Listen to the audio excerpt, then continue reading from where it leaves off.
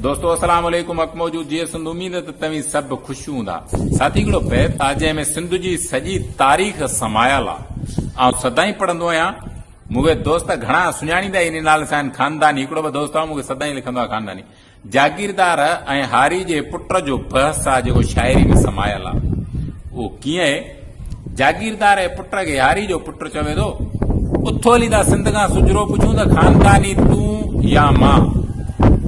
हारी जो पुट तो चवे त मुंहिंजा वॾा हारी हुआ, कुंभर हुआ, लोहर हुआ, वाढा हुआ, राजा हुआ ऐं जूंझार हुआ। काल जॾहिं हिन देस ते मांगर मिड़िया, मुंहिंजा वॾा गॾिजी विड़िया। कन भाला घड़िया, कन तरारूं ठपियूं, कन कुहाड़नि खे पाणी ॾिना, कन रनीअ जे कोट खे पंहिंजे लहूअ सां पे लिपियो, त कन रूपले जो रूप धारे कातिल जो कंधो कपियो। तुंहिंजा वॾा रईस, खान, भोतार ऐं सरदार हुआ, जन गाज़बन जे गर लॻल घोड़नि जूं पे मेड़ियूं लिडूं, जन ते रखे हना हयोन पे खरखिरा, ॾींहं में 10-10 दफ़ा लांग बूटनि खे लके पंहिंजे ज़बानुनि सां कयूं पे पालिशूं।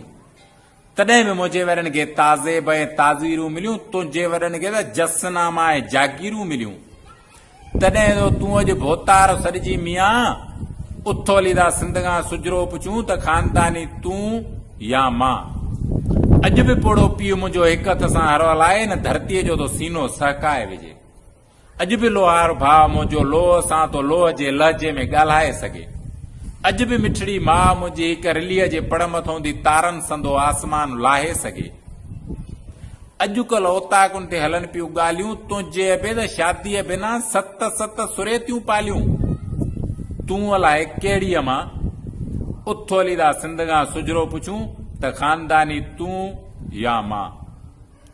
हक़ मौजूद असांजो वीडियो वणियो असांजे यूट्यूब चैनल अरड़ोतरादी खे सब्सक्राइब कजो ऐं बेल आइकन जे बटन खे दबाइजो जीअं अॻिले वीडियो नोटिफिकेशन तव्हां ताईं पहुचाए सघूं।